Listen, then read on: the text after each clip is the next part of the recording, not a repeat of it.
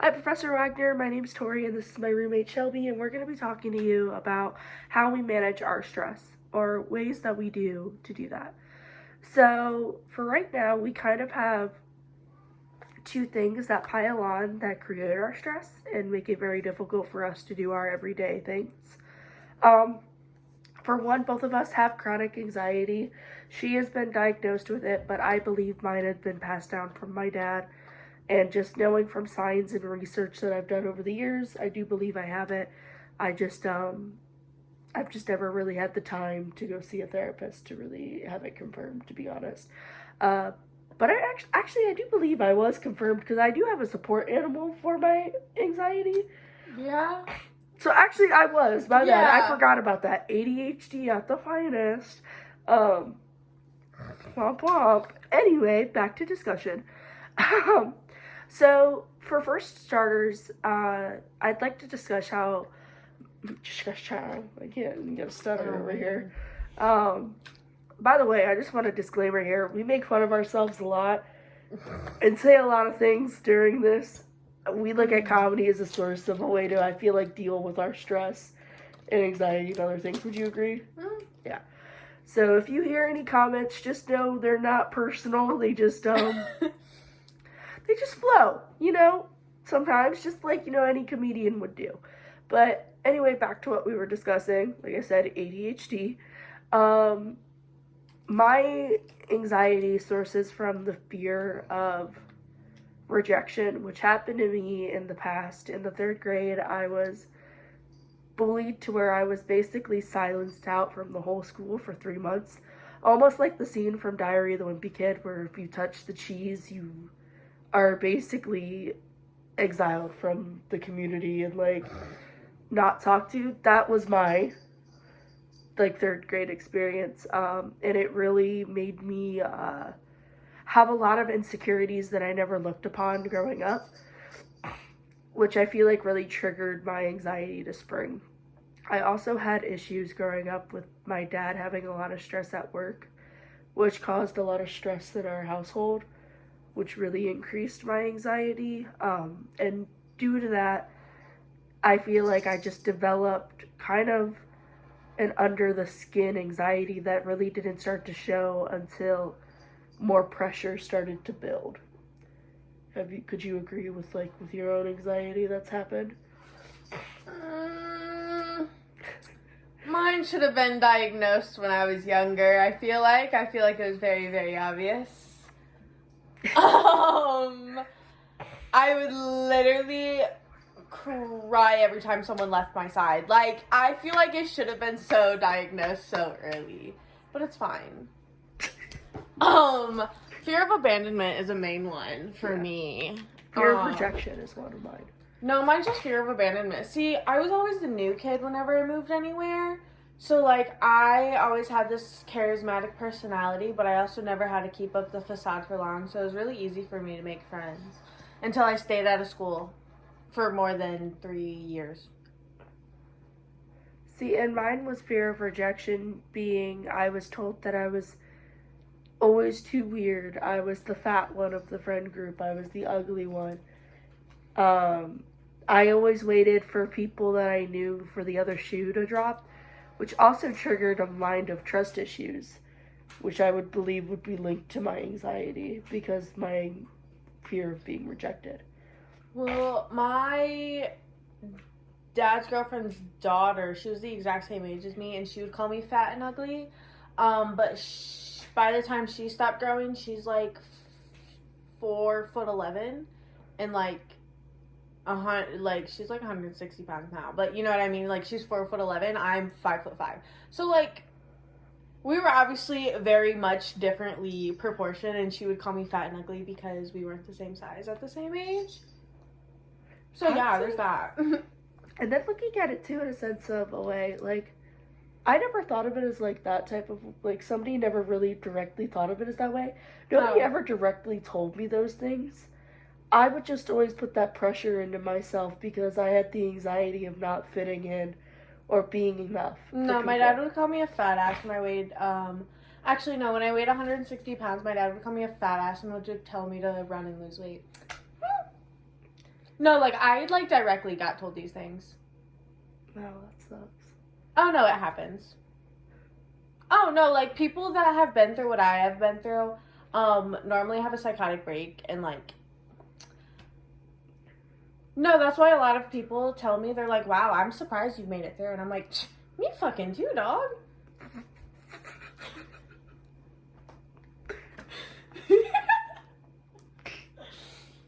Heard. Not heard. But these fears of these types of things can lead to my mind overthinking, and I know yours does too. To where, even for personal examples, I've had guys that I've been with that I won't get a text or something will go wrong, and I'll be like, well, what did I do wrong? What happened? What did I say? Did I do something? What's this? What am I doing that's incorrect? Is he leaving? Is he doing this? To where it really puts a lot of pressure into my mind. And I also blame the fact that I have ADHD, that I hyperfixate on certain things, to where I get obsessed with them, to where everything around me only revolves around that person, which I know is a horrible trait, but it is. So if they're not giving me what I feel like, not that I deserve, but it's more of like what I need at that moment for you. I need reassurance. That's what it is. Mm-hmm. And I feel like if I'm not getting that reassurance, I go into a downward spiral, which then gets me to my next discussion point, being burnt out, where it's emotionally I'm not there, or I'm tired even though I'm rested, and I just start shutting down a lot, and that's due to the stress and paranoia of doing something wrong. I don't know if you can. No, mine is, I just tell myself, well, here's the thing, out of sight, out of mind for me. That's how my brain is. Out of sight, out of mind. Honestly, if people don't respond to me after like 2 hours, I'm just like, they're dead. They're dead, actually. And then, like, I go through all the motions. Like, I'll get sad for like 5 minutes, and then I get happy. And then, like, I'm like, okay, I'm fine. And then I make myself some food, and then we're all good after that. You feel? You don't work that way. I work that way. So, but the reason I brought Shelby into this, because I kind of, and I know right now, I'm sure this is very sound hectic, but I wanted to show you two ways. We live in the same household, and the tactics of how her way of coping with things and the way I cope with things could sometimes, I feel like, affect me more than it affects you in a sense of the way. Because you're right, out of sight, out of mind, it doesn't affect you. But then I overthink, like, what did I do wrong? What's this? What's that? They're dead.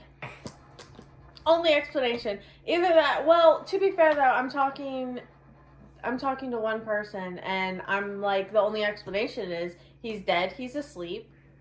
Or he's ghosting you? Well, not even that he's ghosting me, because it's not like we're still texting back and forth. He's either dead or he's asleep. There's only two possible explanations ever. I love how this went into a relationship discussion.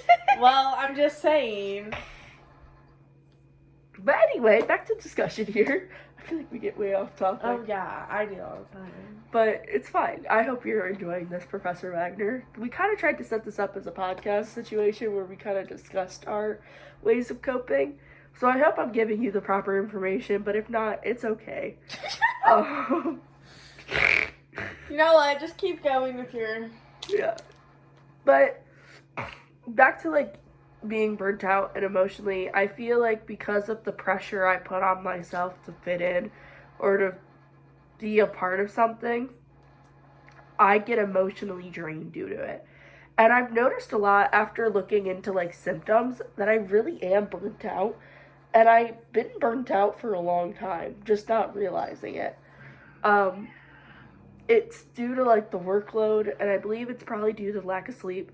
I don't know if I've ever discussed this, but I work 2 jobs, and that gets really tiring. And then also, I don't sleep a lot because I close at my one job and then I open at my other, so it's like not getting a consistent workload. And I keep asking myself why I keep getting headaches or migraines. I don't know if you get a lot of... I know you do, actually. Yeah, I have medicine in my nightstand. Yeah. And I'm really starting to realize that's because I've really burnt myself out. And I honestly also think it's not even just my anxiety of rejection, my anxiety of failure. I hold myself really high, and due to holding myself really high or my standards really high, I don't want to disappoint my dad. Because if I disappoint my dad, I don't want him to be ashamed of me. I don't want to disappoint my mom. Even though I know they would never be disappointed in me, that's one of my fears. I don't want to end up a disappointment to them. And that's what kind of keeps me awake and stresses me out with school, and what kind of makes me shut down with schoolwork. Because say I'm doing really good for 6 weeks of the semester, all of a sudden my grade drops to like a C. Oh, and then I'm like, I don't want to do any of this anymore. Exactly. That's Yeah, how I'm like, get. I want to drop out. Like, I'm so sick of, oh, yeah, one wrong grade, and I'm like, this is so stupid. I hate that. Oh, Yeah, it's so and bad. that's how I get. And I'll get like to the, like, I'll just shut down, and I'm like, I'm a failure. I'm not going to succeed. Where other students would be like, what can I do to improve? Oh, I have to study harder for the next one. Oh, no, I can't try. do that. Yeah, same. I get upset. Well, Or I kind of do what you do in that situation. I see out of sight, out of mind. I just think. oh, I stopped doing schoolwork. I Oh, I've neglect stopped doing schoolwork for like a week, and I was like, I am not going to lie to you. I have failed courses because. oh, especially that last week. Oh my god, I hate. Oh, that last week, I can't do it. It's a real struggle. Like, I have failed courses due to the fact of me getting one bad grade. Oh, and then not trying And then anymore. just not trying anymore. And that's a really bad habit. And I don't know where that habit came from. I used to be like very. Like in high school? Yeah. Well, here's the thing. In high school, I didn't have to try. I didn't have to try I at did all. though. I didn't have to. Maybe I'm just It was tired. great. You ever think your Well, mind's just okay, tired? well, I've been burnt out since I was like 17 or 18. I know you have. Yeah, and then, no. And then I started smoking weed. God damn. Alright. Sorry. Okay, and then I got into a car accident. I feel like I had a valid excuse. God, And me then too. almost a whole year after is when I started to feel better, okay? It might have taken me like 3 years, but hey, it's fine.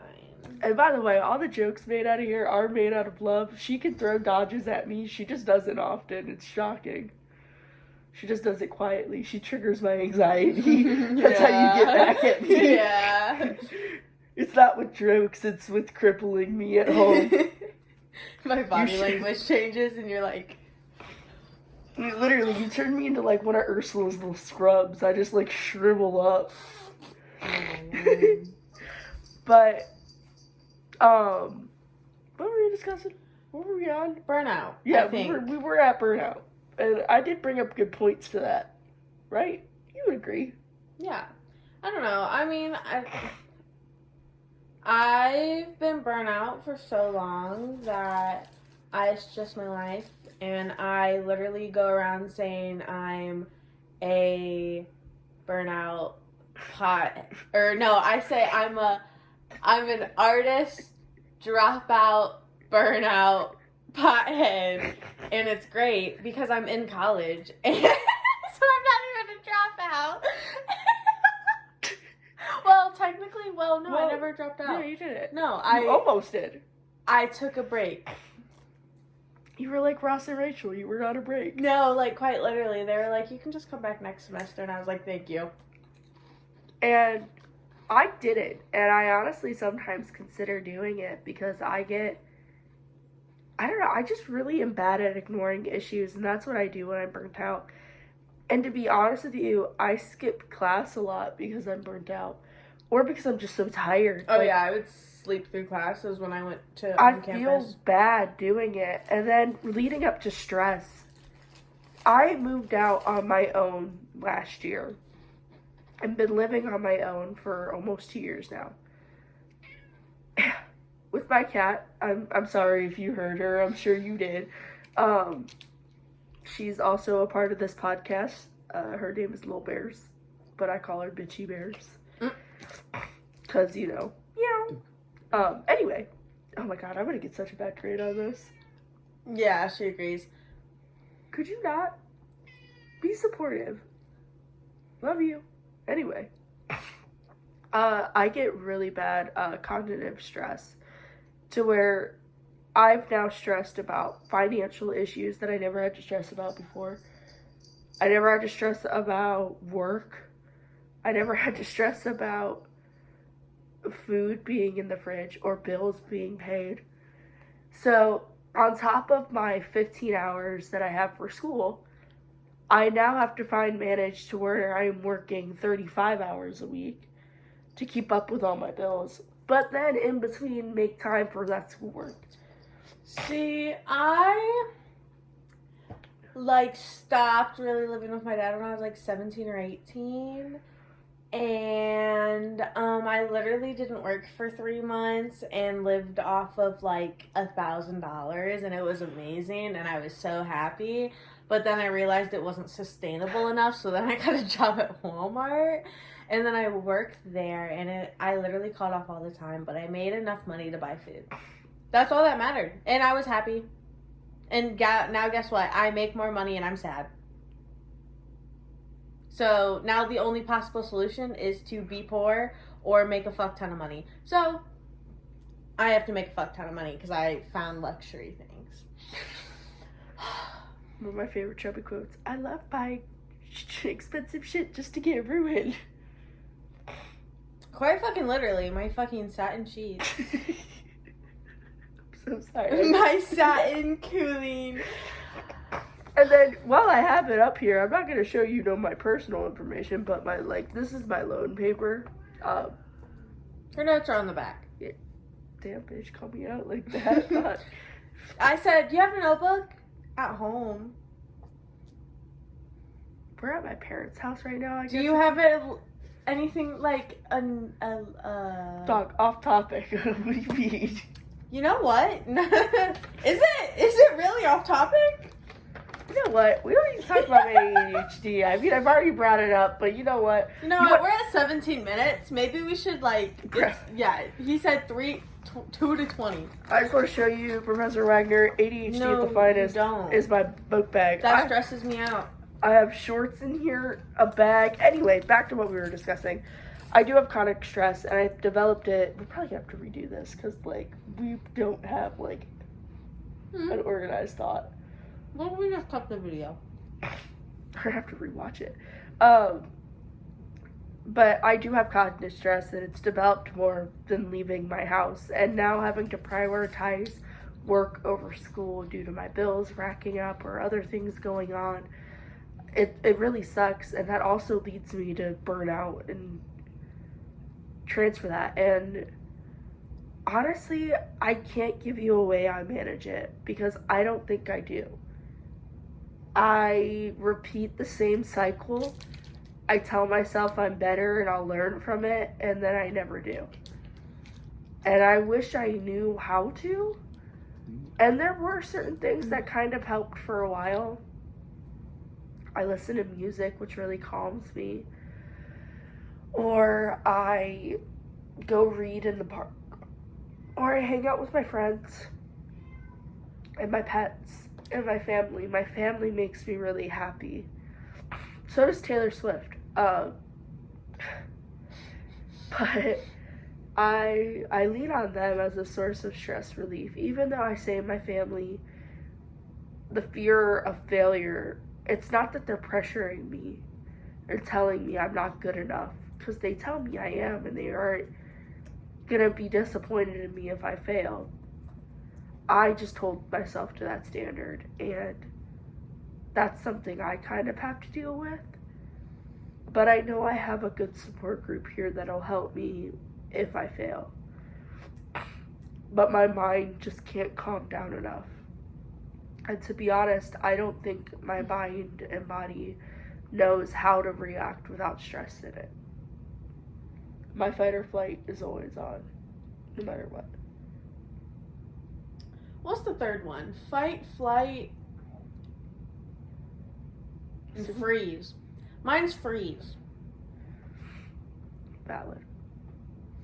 But I know this video has been very chaotic, and I hope I've given the information that you'd like. of how I manage stress or how we discuss it. I'm sure you can identify the multiple disorders that me and her have together as we discuss. I'm very self-aware, and I don't like it. But I know we definitely have some issues that you can discuss. Or not you can discuss. I guess Sorry, that's okay. I mean, if you want to, I can be a little subject. I can give you the inside scoop on my brain. Oh, I'm sorry. This isn't Shelby's regular personality. Which one would you like today?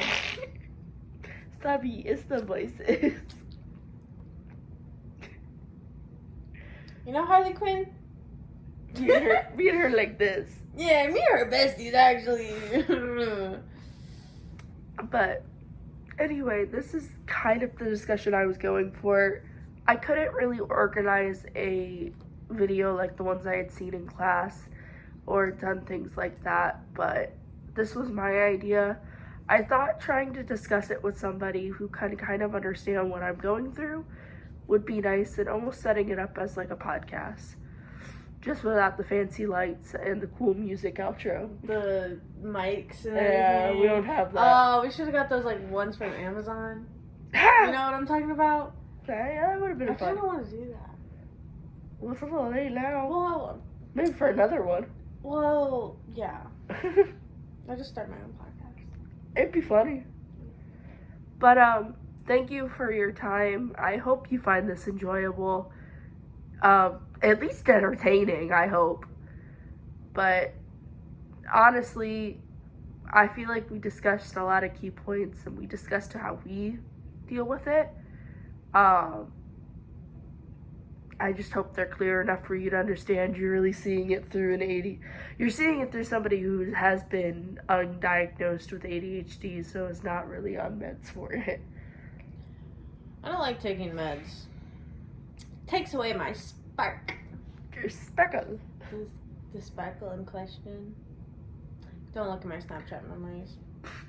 That's for another episode. So if you enjoyed this, give us a like, and who knows, maybe Like we'll and start subscribe. like and subscribe, and who knows, maybe we'll start something after this. I think we're pretty entertaining. But thank you again, and hope to see you in class soon, Professor Wagner. Peace. Thank you for listening to us.